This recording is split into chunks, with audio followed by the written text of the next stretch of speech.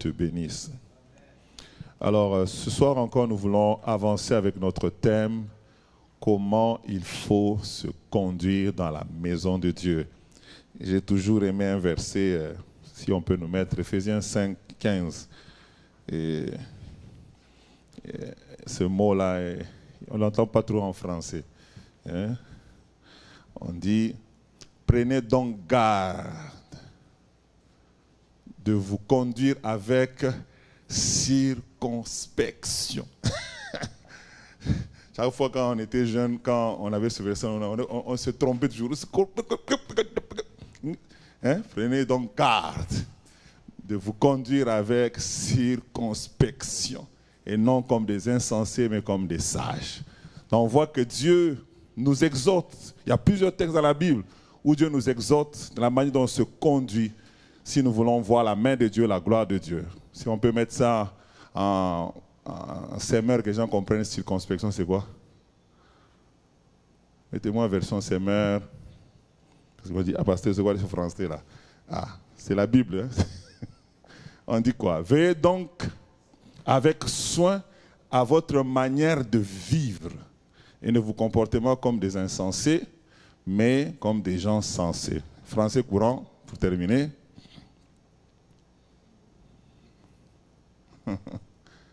Ah, la Bible, c'est bon. Comme ça, au moins, quand on vient à l'église, on apprend aussi un nouveau vocabulaire, hein, un nouveau mot qu'on ne connaissait pas. On l'apprend aussi. C'est bon, c'est bien. Circonspection. Voilà. Je vais lire dans mon texte ici. On dit, prenez donc garde à marcher soigneusement, non pas comme étant dépourvus de sagesse, mais comme étant des sages. Donc, Dieu veut qu'on apprenne, parce qu'il sait que la manière dont nous marchons détermine ce que nous allons posséder. La manière dont nous marchons détermine ce que nous allons posséder. On peut posséder la bénédiction, posséder la malédiction, dépendant de la manière dont nous marchons. C'est pourquoi Dieu, dans cette série, nous enseigne comment il faut se conduire dans la maison de Dieu. Et ce soir, nous serons bénis avec un homme de Dieu merveilleux, un enseignant que Dieu nous a bénis à l'église Maison de la Restauration, en la personne de l'évangéliste Gustave. Pendant qu'il avance, nous bénissons le Seigneur pour qu'il libère le message que Dieu lui a donné.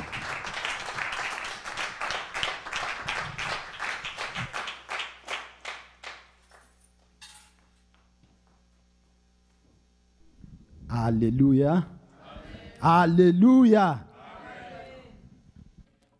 Merci encore à Dieu pour ce moment merveilleux. Ce moment encore où il nous accorde la grâce d'être dans sa présence et de parler encore sur ce thème. Le thème qu'il a vu que dans cette saison, c'est un thème qui est très important pour nous. Alléluia. Qui croit que c'est très important pour nous? Alléluia, c'est très important parce que quelquefois on fait des choses et ces choses, au lieu de nous apporter le bonheur, ça devient des malheurs. Simplement, c'est parce qu'on ne savait pas. Voilà pourquoi dans cette saison où Dieu veut nous amener quelque part, mais il veut d'abord qu'on apprenne comment faire les choses. Alléluia. Et ce matin, j'ai dit aussi merci à notre pasteur, notre père, qui continue à mettre confiance en nous, de nous avoir encore nous mentionner parmi cette série des enseignements pour qu'on puisse intervenir. Alléluia.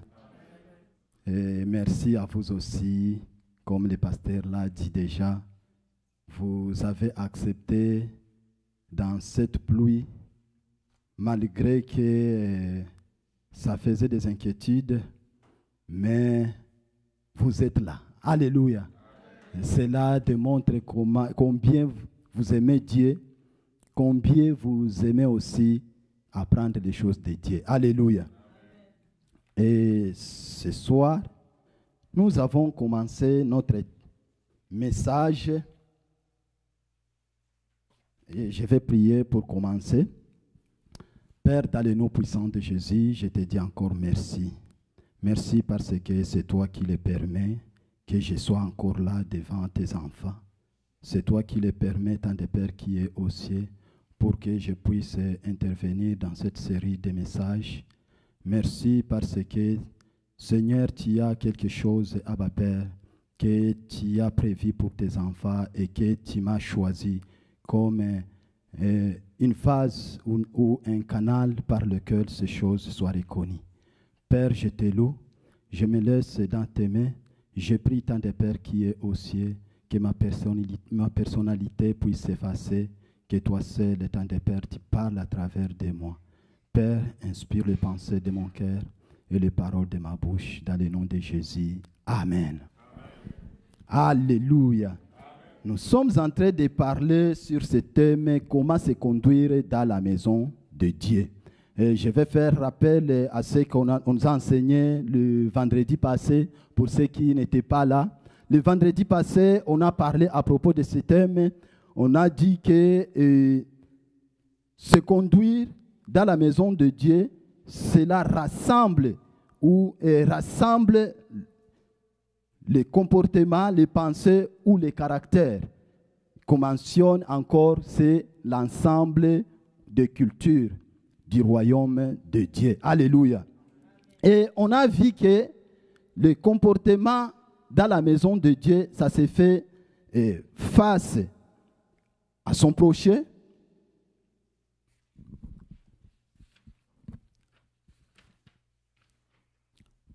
on peut aussi savoir se comporter face aux brebis si vous êtes un berger, si vous êtes un leader. Comment se comporter face aux brebis. On a vu aussi comment se comporter dans le déroulement de culte. On a aussi vu comment se comporter face au service. Tu es travailleur dans l'église ou tu œuvres pour Dieu dans l'église, il y a quelques manières, il y a certaines attitudes à manifester face au service que nous rendions Dieu. Alléluia.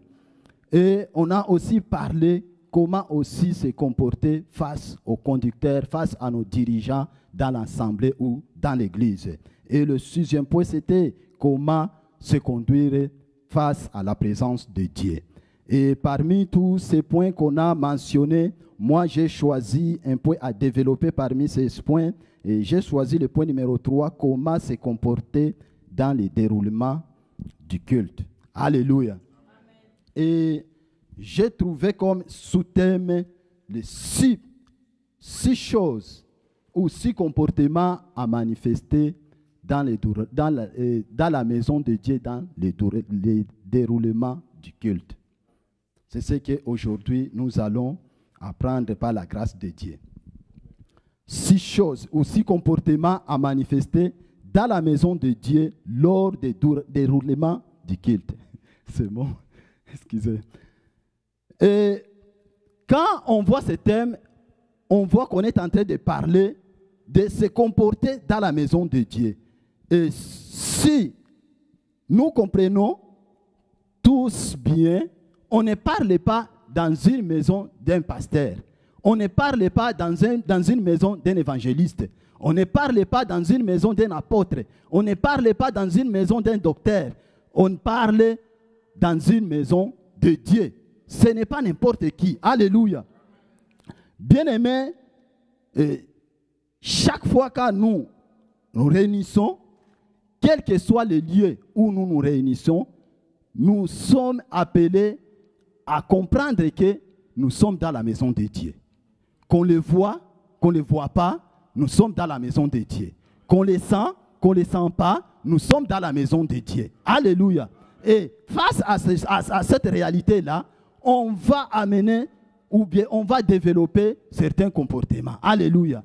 Si nous voyons dans ce monde, les gens de ce monde, ils ont certains comportements, ils ont certaines attitudes face d'un bureau, dans un palais plutôt, ou dans une maison d'un ministre, d'un gouverneur, d'un président. Combien de fois, quand nous sommes dans la maison de Dieu, qu'on peut adopter un comportement dignes de lui. Alléluia. Voilà pourquoi c'est très important, bien aimé, de comprendre ces choses, d'apprendre ces choses. Parce que quelquefois, on fait les choses, on pense qu'on les fait bien, mais on ne les fait pas bien. Alléluia. Voilà pourquoi Dieu a vu que c'est très important pour ce moment qu'on puisse apprendre comment se comporter dans la maison de Dieu. Et j'ai développé 6 choses à manifester pour se comporter dans la maison de Dieu pendant le déroulement du culte. La première des choses que j'ai développées, c'est croire que Dieu est là. Alléluia. C'est très important. Quand nous sommes dans la maison de Dieu, quand nous sommes en train de nous réunir, quand nous sommes venus rendre un culte à Dieu, de croire, d'être conscient que Dieu est là. Alléluia. D'être conscient que Dieu est là. Bien-aimé, si on appelle un corps la maison de Dieu, c'est parce que dans ce corps, Dieu est là. Alléluia. Si on appelle une maison la maison de Dieu, c'est parce que Dieu est dans cette maison. Si on appelle une assemblée que c'est l'assemblée de Dieu, c'est parce que Dieu est dans cette assemblée-là. Alléluia. Ce n'est pas n'importe quel corps qu'on peut parler maison de Dieu. Parce qu'il y a plusieurs corps. Mais ce n'est pas tous les corps qu'on parle maison de Dieu. Il y a des corps, ce sont l'habitation des démons. Il y a des corps, ce sont l'habitation des mensonges. Il y a aussi des maisons qu'on appelle, dans d'autres termes, ils sont d'habitation peut-être des militaires. Ils sont d'habitation de prostitution. Qu'on les appelle des bars. Il y a des assemblées qu'on appelle des assemblées de personnes, je ne sais pas comment. Ce n'est pas chaque assemblée qui est l'assemblée de Dieu. On appelle assemblée de Dieu, c'est parce qu'on croit que Dieu est dans cette assemblée. C'est très important, bien aimé, de croire chaque fois, quand nous sommes réunis dans cette maison-là, dans un lieu-là, que nous sommes devant ce Dieu-là. Alléluia. Parce que si on n'est pas conscient de ça, on va nous retrouver qu'on commence à faire des choses devant Dieu qui ne lui plaît pas. Alléluia. Voilà pourquoi on peut voir ou bien on peut comprendre avec nos bien-aimés Ananias et Saphira. Quand ils ont fait, ils avaient une bonne vouloir d'offrir à Dieu. Mais à cause de l'inconscience que Dieu était là, ils ont mal offert à Dieu. Et il les a coûté la mort. Alléluia. Voilà pourquoi il nous faut être conscient que Dieu est là. C'est très important.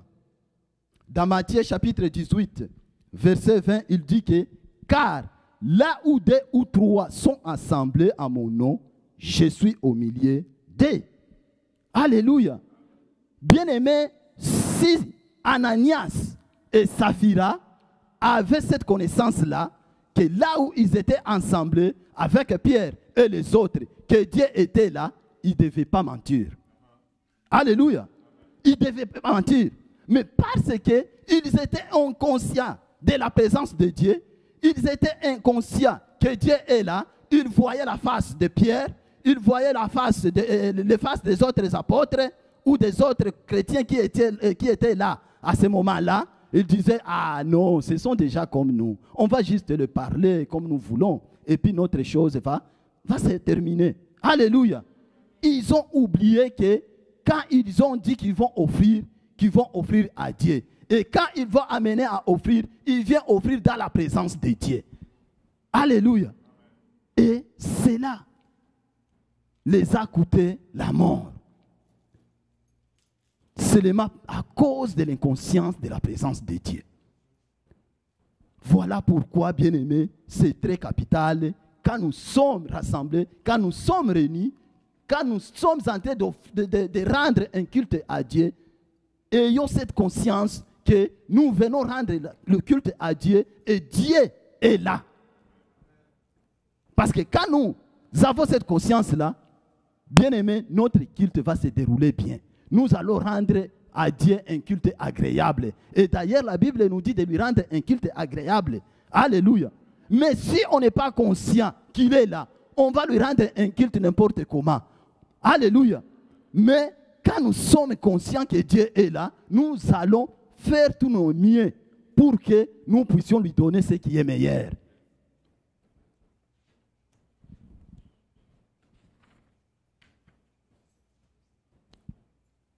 Dans Hébreux chapitre 16, chapitre 11, plutôt verset 6, il dit que « Or, sans la foi, il est impossible de lui être agréable, car il faut que celui qui s'approche de Dieu croit que Dieu existe et qu'il est le rémunérateur de ceux qui le cherchent. » Alléluia.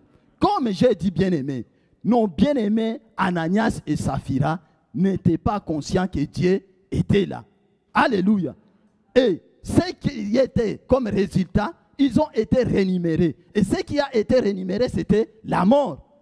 Alléluia. Quand nous venons devant Dieu, et il faut que nous soyons conscients. Il faut que nous ayons cette conscience que Dieu est là. Et quand Dieu est là, il rémunère chacun selon ce qu'il fait. Alléluia. Il énumère chacun selon ce qu'il fait. Parce que quand nous venons lui chercher. Nous venons nous présenter nos problèmes. Nous venons présenter nos situations. Nous venons présenter nos besoins. Mais combien qui reçoivent la réponse devant la présence de Dieu? C'est ça la question. Tout, ça ne dépend pas de demander seulement. Mais ça dépend aussi de comment nous présentons notre besoin. Alléluia. La manière que nous présentons nos besoins, c'est la manière que aussi Dieu agit ou nous répond. Voilà pourquoi Ananias, la manière qu'il s'est présenté pour offrir à Dieu, et c'est la même manière qu'il a été rémunéré.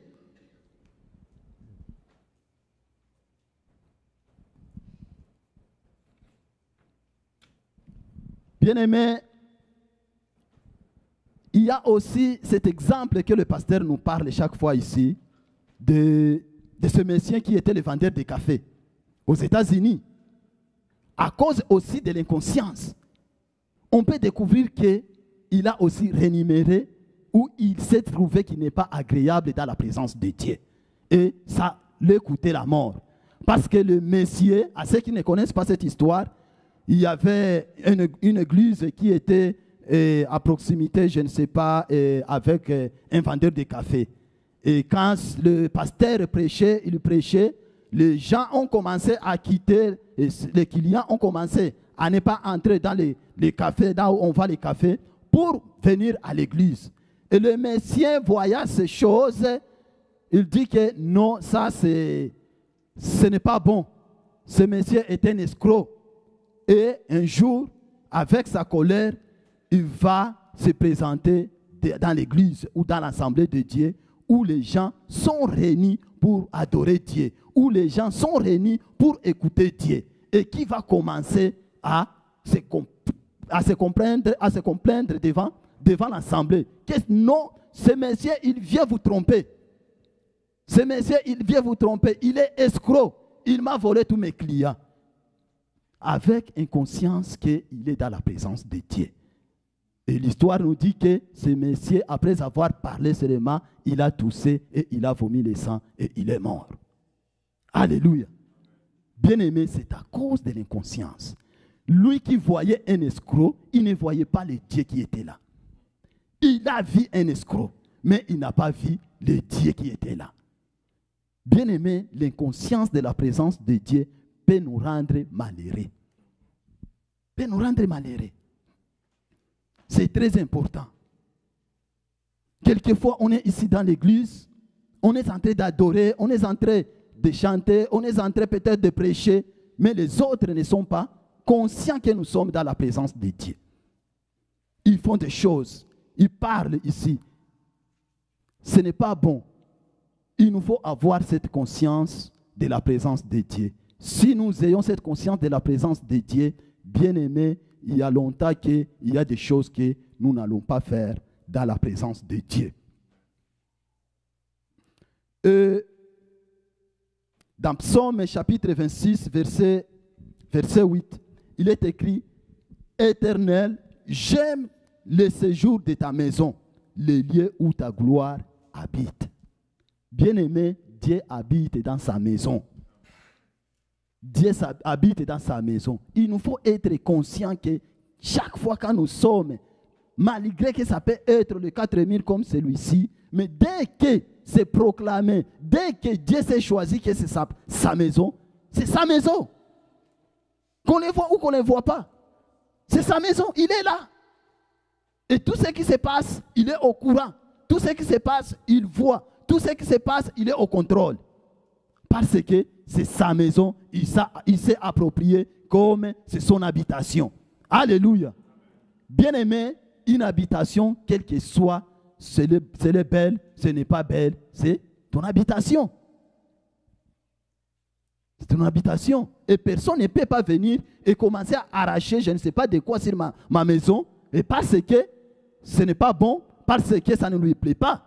C'est ma maison. Toi, fais ta maison, ce qui va te plaire. Mais moi ici, c'est ce que je vois que c'est ma maison. Amen. Alléluia. C'est très important.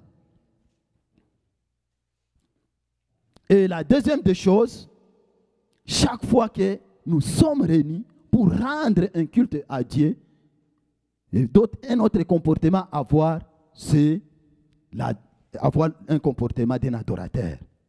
Dans Psaume chapitre 100, verset 4, il dit « Entrez dans ses portes avec des louanges, dans ses parvis avec des cantiques, célébrez-le, bénissez son nom. » Bien-aimés, quand nous sommes conscients que Dieu est là, la deuxième chose de faire, c'est l'adorer. C'est l'adorer. Mais vous allez voir que beaucoup de chrétiens ne considèrent pas, ne considèrent Dieu seulement comme sauveur. Laisse-moi le parler dans d'autres manières. Dieu aime l'adoration. Dieu veut que nous l'adorons. Pourquoi? C'est simplement parce que Dieu, il est notre roi. Beaucoup de chrétiens considèrent Dieu comme sauveur. Ils considèrent Dieu comme père, mais ils ne considèrent pas Dieu comme le roi. Et quand ils viennent dans la présence de Dieu, ils n'adorent pas. Ils entendent de lui présenter leurs besoins comme sauveur, comme guérisseur. Alléluia. Mais sachons que Dieu, il est roi. Et nous connaissons dans ce monde, devant les rois, comment les gens se manifestent. Nous connaissons dans ce monde, devant une autorité, devant un gouverneur, devant un ministre, comment les gens se présentent ou se comportent. Combien plus grand que nous pouvons avoir ce comportement devant notre Dieu. Si on peut regarder dans ce monde, devant un ministre ou devant un président, les gens acclament. Les gens poussent des cris de joie. Alléluia. Ils organisent même des danses. Mais combien plus grand quand nous sommes devant les rois des rois, qu'on ne peut pas acclamer. Quand le modérateur est debout ici, il parle, acclamons. Poussons les cris de joie, tu vas voir qu'il y a ceux qui regardent à côté. Ils pensent que quand ils vont pousser le cri de joie, quand ils vont acclamer, qu'ils acclament le modérateur. Non, ce n'est pas le modérateur. Alléluia. Le modérateur est au service de Dieu, mais il veut rendre cet honneur à qui? À Dieu. Alléluia. Bien-aimés, si nous réalisons que Dieu est le roi, nous devrons l'adorer. Nous devrons l'adorer. Dans Psaume chapitre 10, verset 16, il est écrit « L'Éternel est roi à toujours et à perpétuité. Les nations sont exterminées de son pays. » Vous écoutez? Il dit que l'Éternel est roi à toujours et à perpétuité. Les nations sont exterminées de son pays. Qu'est-ce que cela veut dire? Cela veut dire que Dieu, il règne à toujours. Malgré qu'il n'y a personne, lui, il est le roi. Malgré que tout le monde peut mourir aujourd'hui, Dieu va rester roi sur son trône. Ce n'est pas nous qui le fait le roi. Ce n'est pas notre adoration qui le fait le roi. Il est le roi parce qu'il est le roi. Alléluia. Il est le roi parce qu'il est le roi. Regardons dans ce verset qui m'a choqué. Dans Psaume 29, verset 10, il est écrit: l'Éternel était sur son trône lors du déluge. Lors du déluge. L'Éternel sur son trône règne éternellement. Écoutez, il nous présente maintenant, toi qui crois que c'est toi qui fais Dieu d'être roi. Que même si tu n'adores pas, Dieu ne sera pas roi. Toi qui crois que même si nous tous nous pouvons mourir, Dieu ne sera pas roi. Il dit ici, souviens-toi, lors du déluge, les gens mouraient. Mais Dieu régnait sur son trône. Dieu régnait sur son trône. Ce n'est pas nous qui le fait les rois. Il est le roi.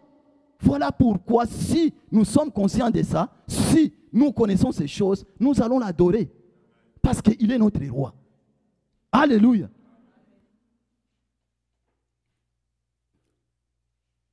Dans Psaume 145, verset 13, si on peut nous les donner, je n'ai pas mentionné ça ici.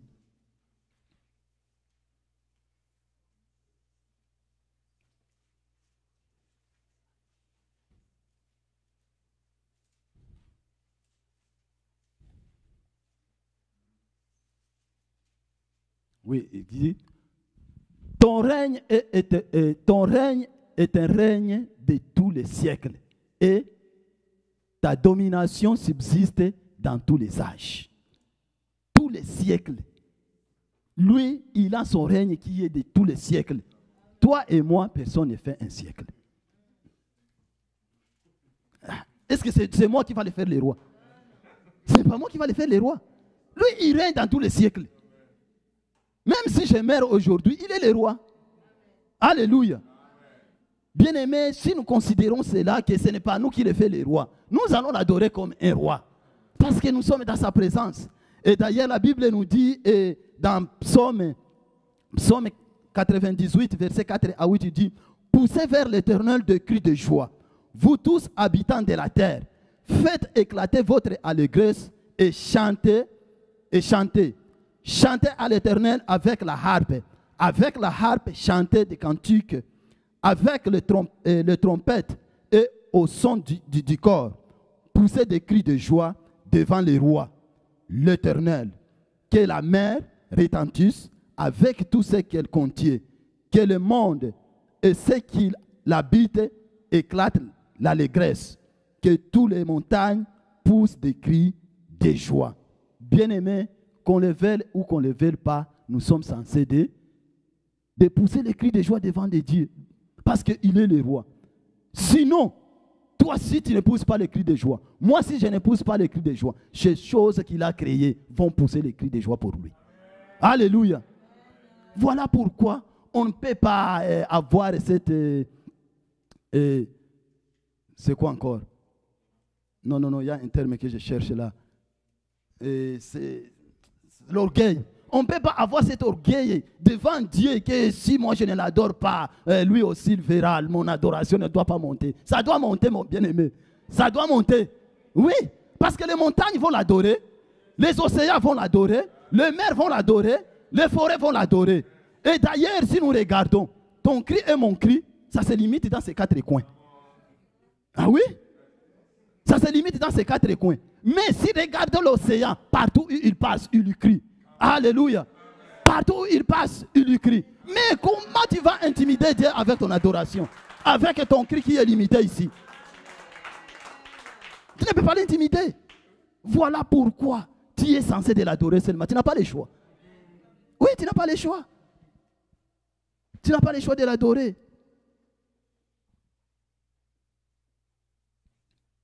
Éphésiens chapitre 2, verset 10, il dit: car nous sommes son ouvrage, ayant été créés en Jésus-Christ pour de bonnes œuvres que Dieu a préparées d'avance, afin que nous les pratiquions. Bien-aimés, dans ces œuvres que Dieu a préparées d'avance pour que nous les pratiquions, il y a aussi l'adoration. Il y a aussi l'adoration. Ésaïe nous dit, Ésaïe 43, verset 21, il dit, le peuple que je me suis formé publiera mes louanges. En parlant du peuple, il s'agit de toi et moi. Il s'agit de toi et moi. Nous sommes formés pour ça. Nous sommes créés pour ça. Voilà pourquoi quand nous avons cette conscience-là, bien-aimés, devant lui, nous allons fléchir les genoux. Beaucoup de chrétiens ont misère de fléchir les genoux dans le culte. Beaucoup de chrétiens ont misère d'applaudir, d'acclamer dans le culte. Parce qu'ils ne considèrent pas Dieu comme le roi. Ils le considèrent comme leur sauveur seulement. Ils le considèrent seulement comme leur père. Parce que nous savons le père dans ce monde, même si tu l'acclames, même si tu ne l'acclames pas, il va donner. Parce qu'il est obligé de donner seulement. C'est son père. C'est sa responsabilité. C'est sa responsabilité. Mais, bien aimé, Dieu est notre roi. Il s'attend qu'on l'adore. Parce que nous sommes créés pour ça. Nous sommes créés pour ça. Ne pas l'adorer dans sa présence, c'est une autre forme de désobéissance. C'est une autre forme de désobéissance. On ne peut pas se plaigner à adorer Dieu. Va voir l'histoire des potiers. Vous savez, l'histoire des potiers, si vous avez déjà lu ça. Lis l'histoire des potiers. Il va t'expliquer. Une vase ne peut pas décider. Il est vase. Si je t'ai créé pour ça, tu vas le faire. Parce que c'est ça que tu as été créé pour. Va lire l'histoire des potiers. Amen. Alléluia.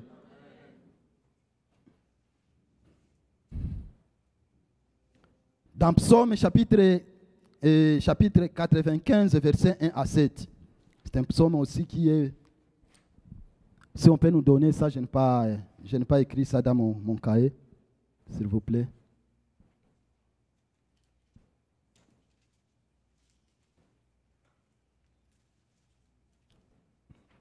Psaume 95, versets 1 à 7.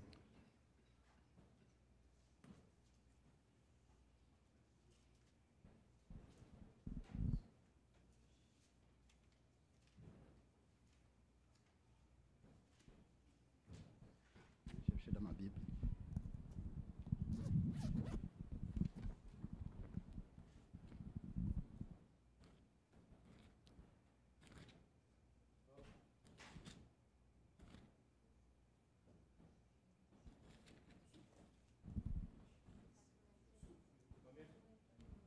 Psaume 85. 95 plutôt, 1 à 7.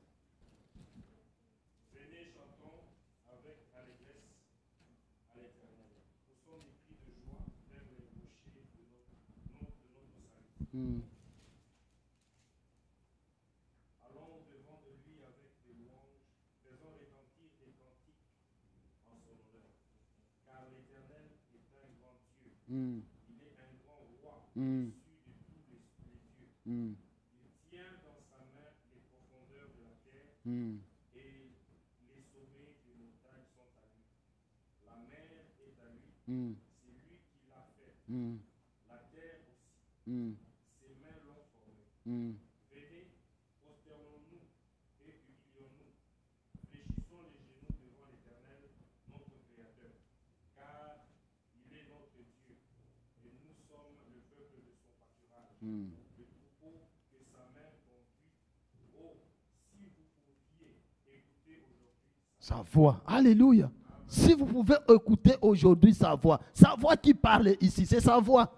Bien-aimé, on va avoir ces comportements. On va changer aujourd'hui. Si on n'avait pas encore cultivé ces comportements d'acclamer, d'adorer notre Dieu, de lui célébrer, de lui lever, de lui magnifier, de lui exalter, aujourd'hui, bien-aimé, nous sommes obligés d'en prendre ces comportements. Nous sommes obligés de mettre ces comportements en pratique. Parce que c'est ça que Dieu nous a créé à faire. C'est ça que Dieu nous appelle à faire. Nous sommes son ouvrage. Nous sommes les troupeaux de son pâturage. Alléluia. Bien-aimé, sinon il va susciter d'autres qui vont le faire. Il va susciter d'autres qui vont le faire. Et si eux aussi refusent, il a d'autres créations qu'il a créées. Les montagnes sont là. Les arbres sont là. Ils vont le faire pour son honneur. Alléluia. Et la troisième comportement à manifester, c'est s'attendre à la manifestation de la puissance de Dieu. S'attendre à la manifestation de la puissance de Dieu.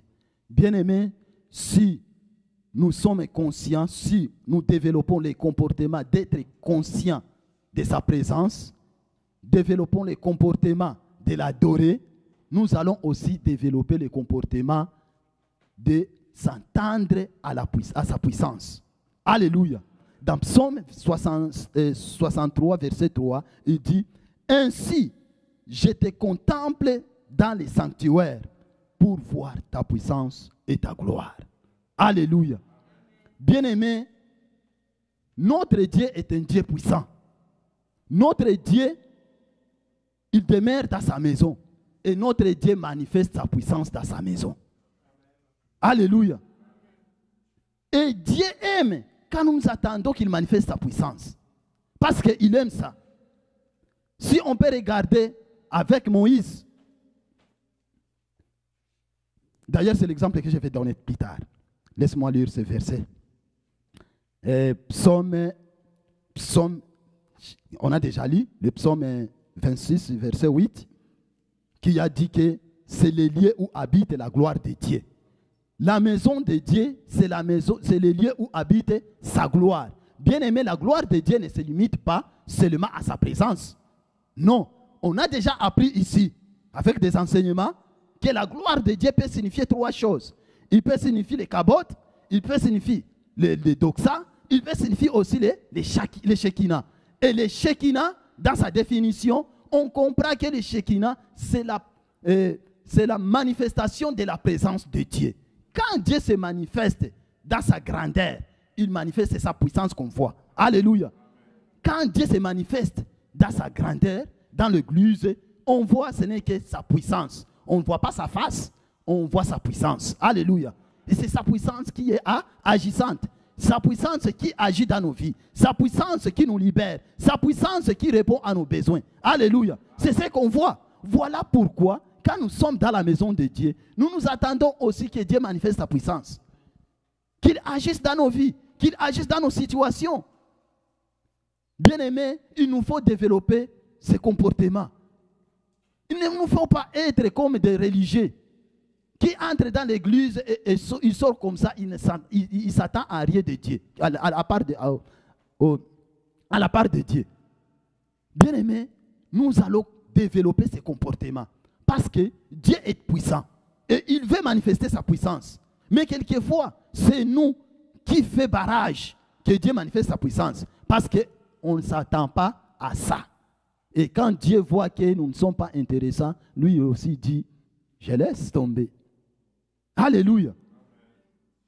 Il laisse tomber. Regardons par exemple, quand nous faisons des cultes de prière, de jeûne, et que nous allons quelque part.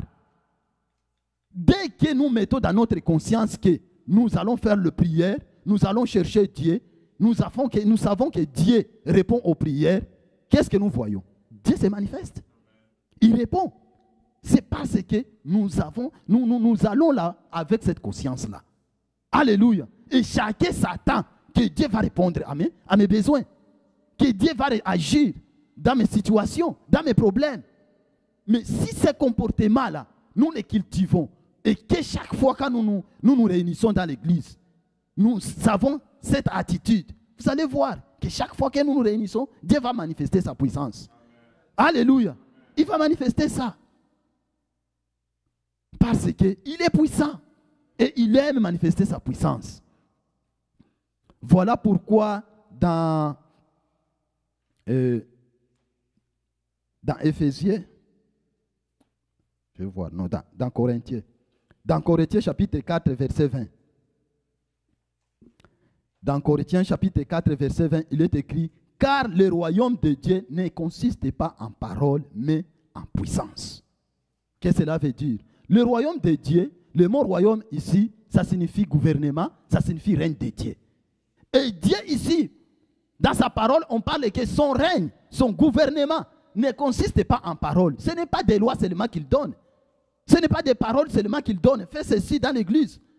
Église, je veux que vous fassiez comme ça. Je veux que vous faites ça. Non.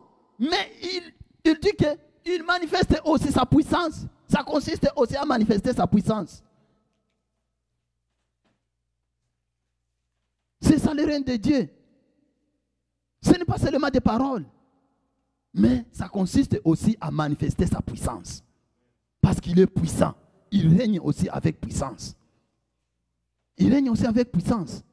Voilà pourquoi Paul, quand il était parti à Corinthe, il va le dire que, c'est quel verset encore? Il va le dire que ma parole et ma prédication ne reposent pas sur le discours persuasif de la sagesse, mais sur une démonstration de l'esprit et de la puissance, en fait que votre foi fut fondée non sur la sagesse des hommes, mais sur la puissance de Dieu. Alléluia. Bien-aimé, Dieu aime que notre foi ne soit pas fondée seulement sur sa parole, mais aussi qu'il soit fondé sur sa puissance. Dieu aime qu'on sache qu'il est puissant. Alléluia. Sinon, l'autre va venir et manifester sa puissance et vous allez croire que c'est lui le Dieu. Vous allez croire que c'est celui le Dieu au moment où il ne l'est pas. Et c'est pourquoi que beaucoup sont séduits. Parce que quand ils quittent l'église là, quand ils quittent cette assemblée là, où rien ne se passe, où on ne s'attend pas à rien, et quand il va chez le féticheur fait de magie, et qu'il voit, il dit, ils sont puissants, hein? Ils sont puissants. Et puis, ils nouent une communion avec ça. Vous voyez? Ils nouent une communion avec ça. À un moment donné, les frères qui venaient à l'église, vous le voyez, il ne vient plus. Pourquoi? Parce qu'il a visité quelque part. Il a vu certaines puissances là-bas. Il dit que non, ici on ne voit rien. On ne voit rien. Et c'est pourquoi d'ailleurs les sorciers ils nous étranglent pendant la nuit. Il semble que c'est eux qui sont puissants plus que nous. Vous voyez? Voilà pourquoi, bien-aimés, il nous faut désirer ça. Il nous faut, bien-aimés, cultiver cette conscience, ce comportement, cette attitude de s'attendre que Dieu manifeste sa puissance. Sinon, bien-aimés, notre foi sera fondée sur quelque chose d'autre. Parce que la parole seulement, c'est un discours. C'est ce que Paul a dit. Et tout le monde peut l'utiliser. D'ailleurs, si vous regardez dans les jardins, Satan l'a utilisé. Et vous avez vu que Ève est tombée plutôt. Mais c'était la même parole qu'on a donnée. Mais il est tombé. Si on regarde, parce que Dieu a changé les stratégies, bien aimés, je vais vous le dire. Dieu a changé les stratégies. À partir du jardin d'Éden, on a vu c'était la parole. Et quand il va venir avec les enfants d'Israël devant Moïse, il parle à Moïse. Je te donne une mission. Va, tu vas leur dire que tu as rencontré le Dieu de tes pères. Moïse qui sait qu'il y a un puissant là-bas? Il va dire qui? Moi, aller comme ça, quand ils vont me demander qui est ce Dieu, je vais le dire comment? Je vais le dire comment? Et Dieu va commencer à manifester la puissance devant Moïse. Dieu va commencer à manifester la puissance devant Moïse. Moïse qui avait un bateau dans sa main, Dieu lui dit, jette ce bateau et le bateau devient un serpent. Moïse dit, il y a quelque chose ici. Ça semble qu'il est puissant aussi. Et Moïse en discutant dit, ok, tiens ce bateau, ce serpent sur la quai. Moïse en tenant le serpent, ça devient un bateau. Moïse dit, ok, je vais y aller. Dis-moi maintenant, je vais y aller, j'accepte, je vois que tu es puissant. Alléluia. Bien-aimé, c'est ça. C'est ça. Et Dieu aime ça. Dieu aime ça. Il savait le cœur de Moïse. Il savait ce que Moïse s'attendait. Moïse ne s'attendait pas que Dieu lui parle d'autres choses, des formules. Tu vas faire comme ça pour qu'ils acceptent. Je vais te donner, je ne sais pas de quoi. Non. Ils attendaient qu'il manifeste la puissance. Parce qu'ils savaient que chez Pharaon, il y a une puissance. Ils savaient. Voilà pourquoi, bien-aimés, nous sommes censés de nous attendre à la puissance de Dieu dans son Église. Nous sommes censés. Quelquefois, on attend les gens qui parlent, oh, vous êtes des chrétiens des miracles. Oui, nous sommes des chrétiens des miracles. Acceptons. S'il n'y a pas de miracles, bien-aimés, il y aura quoi? Hein? Et Dieu est un Dieu de miracles. Dieu est un Dieu de miracles. Regardez tout ce qu'il a créé. C'est des miracles. C'est des miracles. Il n'y a pas de matière physique. Il n'y a pas de physique dedans. C'est des miracles. Il parle et la chose existe. Il ordonne et la chose s'accomplit. Hein? Dieu est un Dieu des miracles. Et nous suivons qui? Le Dieu des miracles. Quand nous suivons le Dieu des miracles, nous nous attendons au miracle, n'est-ce pas? Et c'est le miracle. Mais ceux qui ne s'attendent pas au miracle, ça veut dire qu'ils ne suivent pas le Dieu des miracles. Ils suivent un autre Dieu. Et voilà pourquoi vous allez voir que dans leur vie là, hein, dans leur vie là, il y a... Ça ne va pas. Ça ne va pas. Bien-aimés, nous allons nous attendre à ça. Nous allons nous attendre à la manifestation de la puissance de Dieu. Dans Éphésiens chapitre 2, 19. Éphésiens 2, 19.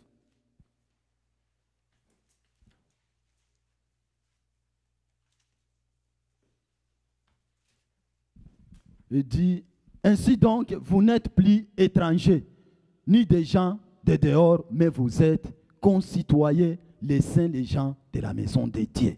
Bien-aimés, si nous sommes les gens de la maison de Dieu, et que c'est dans la maison de Dieu où se manifeste la puissance de Dieu, nous allons nous attendre à la puissance de Dieu chaque fois. Oui, nous allons nous attendre à la puissance de Dieu. C'est très important. Il nous faut cultiver cette attitude.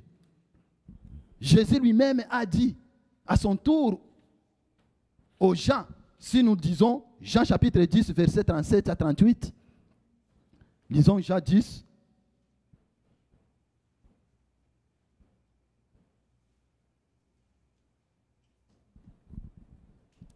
Jean 10, 37 à 38, il dit, si je ne fais pas les œuvres de mon Père, ne me croyez pas. Écoutez. Mais si je les fais quand même, vous ne me croyez point. Croyez à ces œuvres, afin que vous sachiez et reconnaissiez que le Père est en moi et que je suis dans le Père. Vous voyez? Jésus, voyant les gens qui sont incrédules de son seigneurie, il dit, ok, je vous comprends. Vous ne me reconnaissez pas, c'est bon, mais reconnaissez quand même ce que Dieu fait. Et si vous reconnaissez ce que Dieu a fait, vous allez comprendre que Dieu est en moi. Alléluia. Vous allez comprendre que Dieu habite en moi. Vous allez comprendre que je suis une habitation de Dieu. Alléluia. Vous allez comprendre ça. Bien-aimé, si Jésus lui-même l'a dit, combien de fois nous? Lui qui a manifesté cette puissance, lui qui a vaincu cette puissance, il a pu dire aux gens de croire à ses œuvres et que nous allons les mépriser. Ça veut dire que nous sommes des insensés. Oui, nous sommes insensés. Nous sommes insensés. Voilà pourquoi, bien-aimés, dans l'église, s'il n'y a pas la puissance, s'il n'y a pas l'attendement de la puissance de Dieu, nous sommes en train de nous égarer quelque part. Oui, parce qu'il faut que la puissance de Dieu se manifeste. C'est ce que Romains nous a dit, Corinthiens nous a dit. Ce n'est pas la règne des paroles, ce n'est pas la règne des lois. La règne des lois est dans ce monde. Oui, il est dans ce monde, même ce monde-là. Chacun, il est là, il cherche à se manifester qu'il est puissant. On les voit. Voilà pourquoi ils sont en train de se battre pour les minéraux, pour faire des armes nucléaires, de quoi. Tout ça, c'est pour manifester la puissance. Combien plus grand quand nous sommes devant Dieu, que nous n'allons pas s'attendre à la manifestation de la puissance de Dieu. Il nous faut ça. C'est ce qui fait notre chrétienté. Amen. Alléluia. Amen. Sinon, les gens de ce monde vont voir que nous sommes les mêmes. Si on ne manifeste pas la puissance de Dieu, si on ne vit pas la puissance de Dieu, qu'est-ce que nous allons les dire quoi? Parce qu'eux aussi peuvent lire la Bible au moment où ils n'ont pas écrit. Ils peuvent le lire. Mais la différence est que nous vivons ce qu'eux, ils ne vivent pas. Amen. Alléluia. Nous vivons ce qu'eux, ils ne vivent pas. C'est très important, bien-aimé. Dans Jean 14, versets 10 à 11, il nous dit aussi, bien je vais le laisser, Je vais au quatrième point à cause du temps. Le quatrième point, ou le quatrième comportement, c'est manifester la crainte de Dieu. C'est manifester la crainte de Dieu. Dans Psaume chapitre 111, verset 10. Psaume 111, verset 10.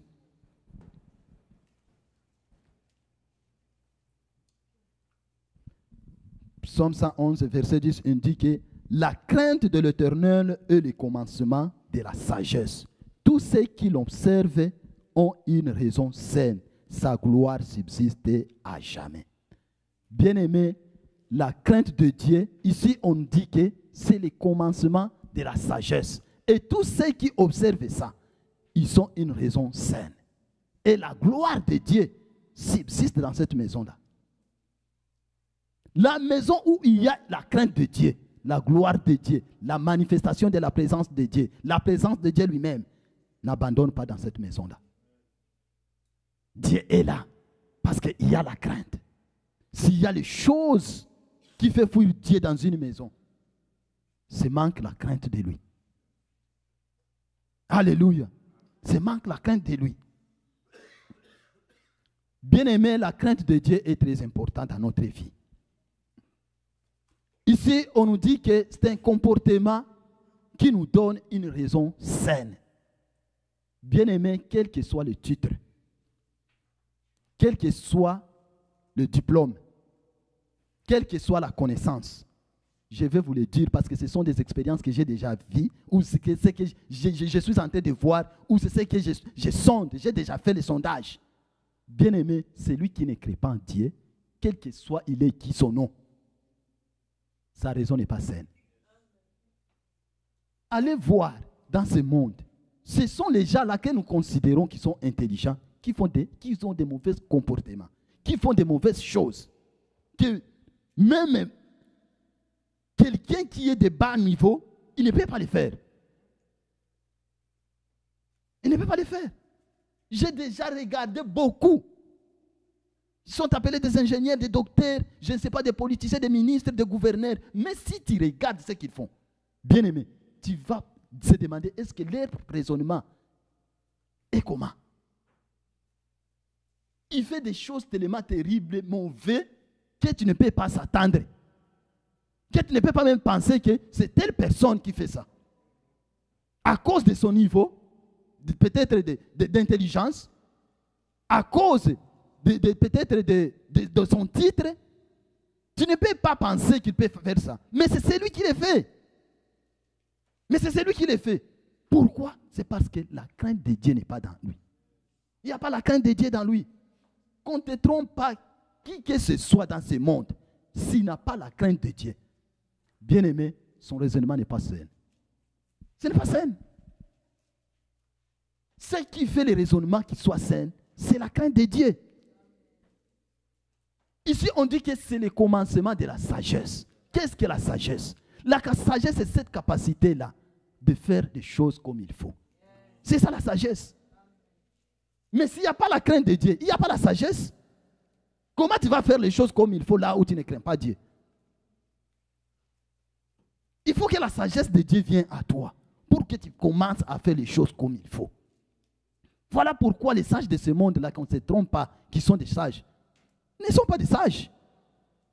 Si tu sondes leur vie, tu vas trouver que ce qu'ils font en bas, il n'y a pas la sagesse dedans.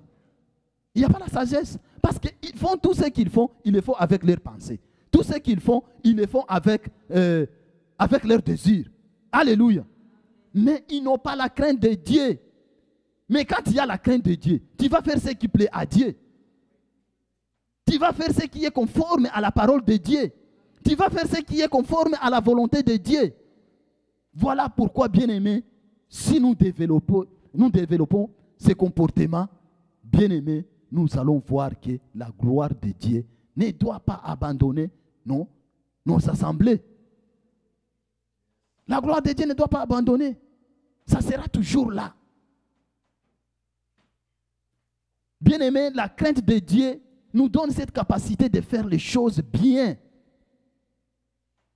Regardons nos bien-aimés, Ananias et Saphira.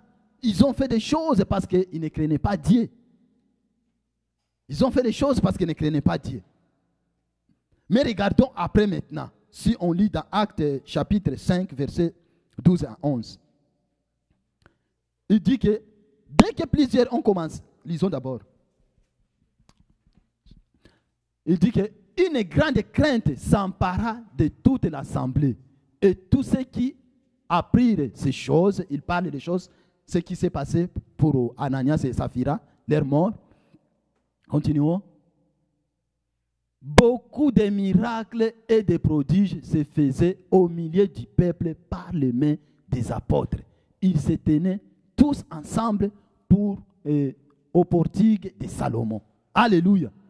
Bien-aimés, si on lit dans cet acte-là, commençons à partir du verset 6 et 8 comme ça, et descendez, vous allez voir que après la mort de Ananias et Saphira, bien-aimés, il y a eu une grande crainte dans l'assemblée.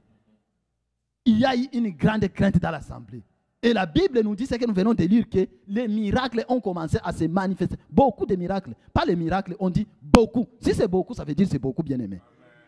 Beaucoup de miracles ont commencé à se manifester. Quand je méditais, j'ai dit pourquoi beaucoup de miracles?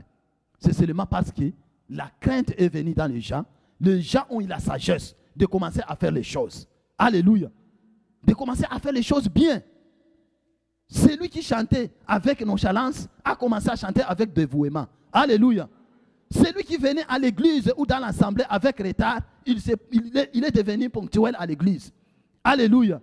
Celui qui faisait le protocole avec, je ne sais pas, avec découragement, il y a des ailes qu'il a développées. Parce que la crainte de Dieu est manifestée. Et chacun disait que non, il me faut faire cette chose, ce service, il faut servir Dieu avec crainte. Sinon, je vais subir. Alléluia. Sinon, je vais subir. Et quand tout le monde s'est donné maintenant pour faire la chose bien, pour servir Dieu bien, voilà ce qui est suivi, c'est les miracles. C'est les prodiges. C'est beaucoup. On dit beaucoup. Bien-aimés, la crainte de Dieu nous donne cette sagesse de faire les choses avec excellence. Si nous faisons des choses de Dieu, si nous servons Dieu avec excellence, bien-aimés, les miracles sera notre partage. Sera notre partage.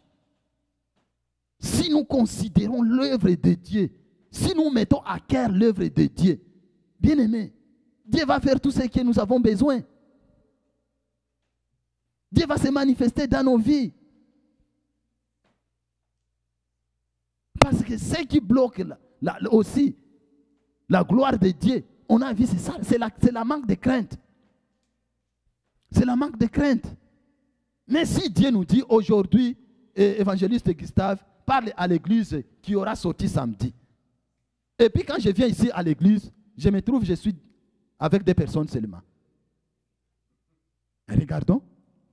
Je suis avec des personnes seulement. Est-ce que là-bas, qu'est-ce que vous pensez? Hein? Qu'est-ce que vous pensez? Mais regardez là l'église primitive. Quand il disait sortons, ou tel jour nous allons sortir, tout le monde avait hâte de sortir pour gagner les âmes. Et en gagnant les âmes comme ça, il y avait les gens qui étaient boités qui venaient, il y avait les gens qui étaient malades qui venaient, il y avait les gens qui souffraient de l'estomac qui venaient, et ils étaient guéris par les mains des apôtres. Mais nous refusons de sortir. Et les gens sont malades dehors. Et vous voulez que les miracles se fassent. Hein? Vous voulez que les miracles se passent. Toi, Dieu t'a déjà guéri il y a longtemps. Mais il y a celui-là qui est là-bas. Il s'entend qu'à travers toi, que son miracle puisse s'accomplir maintenant. Mais toi, tu refuses. Et puis tu dis que Dieu ne fait pas les miracles. Ah, c'est toi le problème. Ce n'est pas Dieu. Oui. Ce n'est pas Dieu. Ce n'est pas Dieu. Bien-aimés, si la crainte de Dieu, nous la cultivons dans l'église, dans nos assemblées, vous allez voir que Dieu va agir chaque fois. Il va manifester sa puissance chaque fois.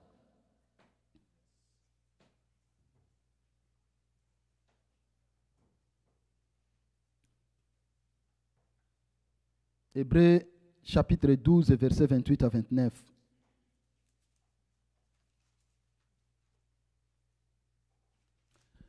C'est pourquoi, recevant un royaume inébranlable, montrons notre reconnaissance en rendant...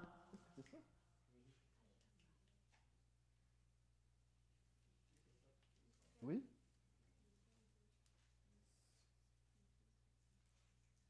Oui, c'est ça. Montrons notre reconnaissance en rendant à Dieu un culte qui lui soit agréable, avec piété et avec crainte. Bien-aimé, il dit en lui rendant un culte agréable. Un culte agréable, il montre maintenant un culte agréable. Ramène encore ça. Il montre maintenant un culte agréable. Comment on donne un culte agréable à Dieu? C'est avec piété et avec crainte. C'est avec piété et avec crainte. Quand il n'y a pas la piété, quand il n'y a pas la crainte de Dieu, ça veut dire que le culte que nous sommes en train de rendre à Dieu, ce n'est pas agréable. Dieu n'agrée pas ce culte. Voilà pourquoi on ne peut pas s'attendre à rien de la part de Dieu.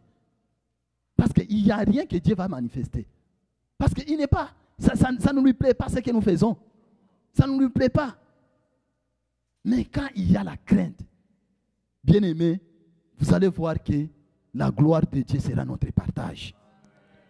Bien aimé, la crainte de Dieu ne se limite pas seulement à ne pas faire les choses impures. Non. La crainte de Dieu aussi, ça signifie obéir Dieu dans ses instructions. La crainte de Dieu, ça signifie aussi se manifester à l'église ou dans dans le culte avec ponctualité, à temps, pas avec retard. La crainte de Dieu, ça signifie aussi faire les choses convenablement. Alléluia. La crainte de Dieu, ça signifie aussi chercher la paix avec tout le monde. La crainte de Dieu, ça signifie marcher dans l'unité, marcher dans l'humilité. La crainte de Dieu, ça signifie aussi marcher dans l'honnêteté et dans l'intégrité. Bien-aimés, si nous développons ces valeurs, vous allez voir que Dieu va se manifester chaque fois dans nos vies. Nos besoins, quand on nous présente nos besoins, il va agir. Parce que chaque fois nous nous rendons un culte qui est agréable. Alléluia. Et la cinquième chose, ou cinquième comportement, c'est le comportement de prière.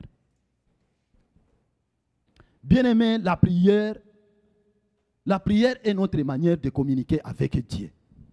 Si nous nous rassemblons, nous sommes appelés à développer ce comportement de prière. L'église où les gens ne prient pas, il n'y a pas la communication.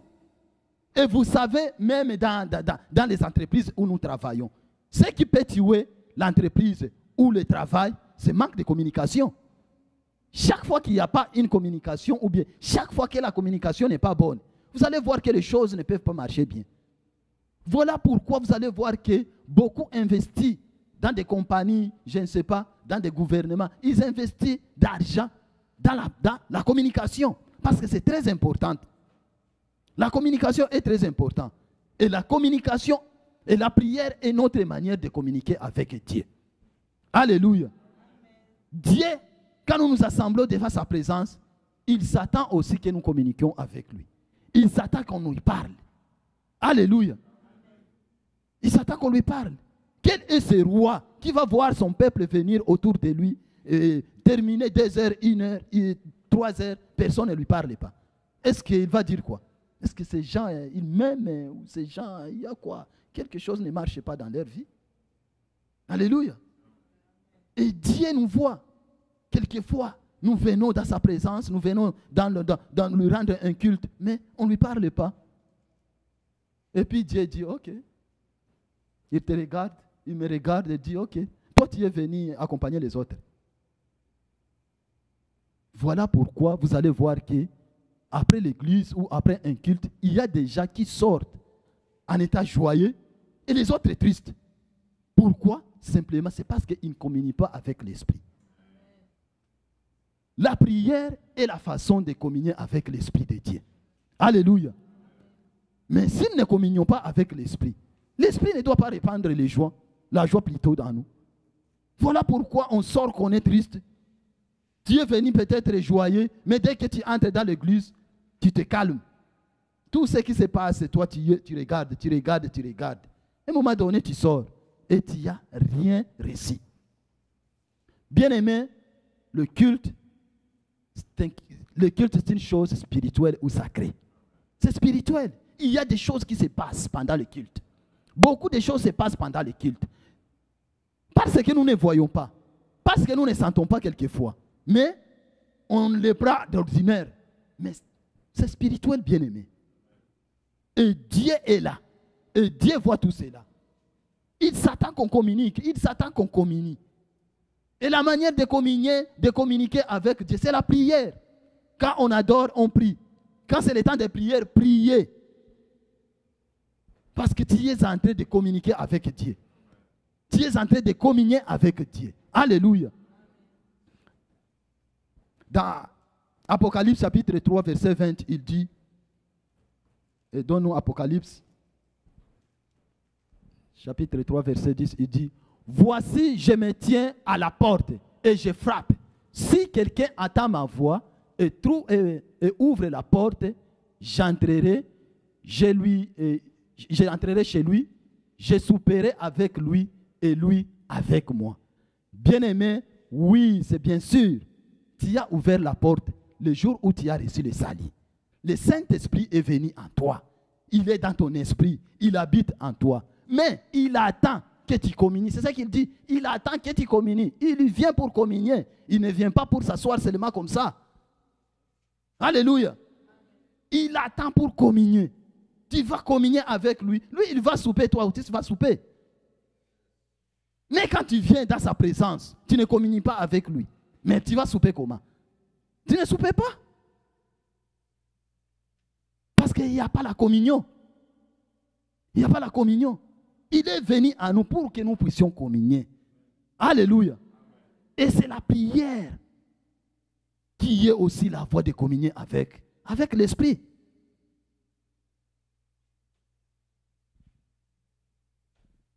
Dans Matthieu chapitre 21, verset 13, ce que nous savons tous, ça dit que ma maison sera appelée une maison de prière. Mais vous en faites une caverne de voleurs. Ma maison sera appelée la maison de prière. Chaque fois que nous allons nous réunir, bien-aimés, sachons que la prière doit être là. Parce que c'est la maison de la prière. La maison de la communication. Alléluia. C'est la maison de la communication. Ce n'est pas la maison de Mioué. Notre Dieu n'est pas Mioué. Il n'est pas Mioué. Ce n'est pas un statut. Oui, sa bouche parle. Sa bouche parle, bien-aimé. Sa bouche parle et ses oreilles entendent. Et il nous attend qu'on communique. Parce qu'il veut nous parler des choses. Il veut nous révéler des choses. Voilà pourquoi la Bible ici dit que vous l'en faites une caverne de voleurs. Là, l'église et l'ensemble où on ne prie pas, c'est une caverne de voleurs. Pourquoi? C'est parce que les démons viennent, ils volent la joie des gens. Les démons viennent, ils volent la santé des gens. Satan vient, il détruit. Satan vient, il bloque les destinées des gens. C'est ça. Et vous savez, Satan, on l'avait identifié comme voleur. Alléluia. Oui, il est identifié dans la Bible qu'est-ce qu'il est? Il est voleur. Voilà pourquoi on trouve dans beaucoup des églises qui sont devenues des cavernes de voleurs. Parce que les voleurs viennent dedans. Il fait des choses. Et Dieu ne révèle pas. Pourquoi? Parce que simplement, il ne communique pas avec Dieu. Mais dans notre vie ordinaire, est-ce que tu peux s'attendre à écouter quelqu'un que tu ne parles pas avec? Hein? Il faut qu'il y ait la communication pour que tu l'écoutes. Mais si tu ne me parles pas, comment je vais te parler? Je ne peux pas te parler. Comment j'aurai l'intention que tu veux que je te parle? Il faut que tu me parles. Quand tu me parles, moi aussi, je réponds. Et c'est ça que Dieu s'attend. Et quand nous parlons, quand nous communiquons, Dieu révèle les choses dans l'église. Il révèle les plans du monde du ténèbre. Il révèle les plans du diable. Mais quand on ne parle pas, et Dieu aussi ne parle pas. Il s'était aussi. Il nous faut communiquer, bien-aimés. Il nous faut prier. Alléluia. Les gens n'aiment pas la prière. Il faut prier. C'est la maison de la prière. Et la 6e chose, je pense que mon temps est fini, mais je m'excuse pour terminer ça, c'est la reconnaissance. Il nous faut cultiver ce comportement de reconnaître les bienfaits de Dieu bien-aimé. Il faut avoir des actions de grâce dans sa présence. La reconnaissance est une attitude de gratitude devant Dieu pour ce qu'il fait ou pour ce qu'il va faire dans notre vie. Chaque fois que nous développons ce comportement de remercier Dieu, bien-aimé, nous attirons la main de Dieu de faire encore d'autres choses dans nos vies. Nous attirons la main de Dieu d'agir encore dans l'église. Mais beaucoup, Dieu agit dans leur vie, mais il n'y a pas de remerciement, ils ne reconnaissent pas. Ils ne reconnaissent pas. Bien-aimé, il faut développer ce comportement. Dans Luc chapitre 17, versets 11 à 19, si on peut nous les donner, s'il vous plaît, et je vais terminer avec ça peut-être. Il dit, Jésus se renda à Jérusalem, passait entre la Samarie et la Galilée. Comme il entrait dans un village, 10 lépreux vinrent à sa rencontre. Se tenant à distance, ils élevèrent la voix et dirent, Jésus, maître, aie pitié de nous. Dès qu'ils y virent, il leur dit, allez vous montrer au sacrificateur. Et pendant qu'ils y allaient, il arriva qu'ils furent guéris. L'un d'eux, se voyant guéri, revint sur ses pas, glorifiant Dieu à haute voix. Il tomba sur sa face aux pieds de Jésus et lui rendit grâce. C'était un Samaritain. Alléluia. Jésus prenant la parole, dit, les 10 n'ont-ils pas été guéris? Et les 9 autres, où sont-ils? Vous voyez ici, c'est l'histoire que nous connaissons tous. L'histoire de ces 10 lépreux que Jésus a guéris. Mais une seule personne s'est retournée à ses pas pour aller reconnaître la guérison que Jésus a manifestée dans sa vie. Et Jésus qui va lui demander où sont les 9 autres. Est-ce qu'eux, ils n'ont pas eu la guérison? Bien-aimés, si nous lisons bien ce texte, vous allez voir que Jésus aussi, il s'attendait que ces 9 aussi viennent témoigner. Que ces 9 aussi viennent reconnaître ce que Jésus a fait dans leur vie. Alléluia. Et c'est comme ça que quand Dieu fait les choses dans nos vies, Dieu s'attend qu'on reconnaisse. Dieu s'attend qu'on vienne et qu'on parle que Dieu m'a guéri. Merci Seigneur. Mais beaucoup de chrétiens ne le font plus. C'est devenu démodé. C'est devenu démodé. Bien-aimé, il nous faut cultiver ces comportements.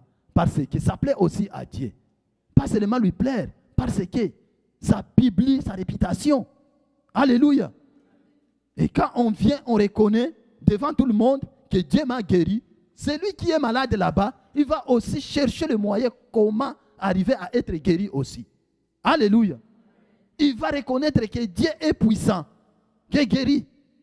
Que dans cette maison-là, il y a un Dieu qui guérit. Alléluia. Voilà pourquoi nous voyons quelquefois que nos églises ne se remplissent pas, malgré que Dieu agit, parce qu'on ne témoigne pas, on n'est pas reconnaissant de ce que Dieu fait. Parce que quand on parle là-bas aux païens que nous avons là-bas Dieu qui guérit, ils vont venir aussi expérimenter ça. Mais on ne parle plus. Et les gens sont en train de mourir avec des maladies que Dieu devrait guérir dans leur vie. Bien-aimés, cultivons aussi ces comportements et que Dieu vous bénisse.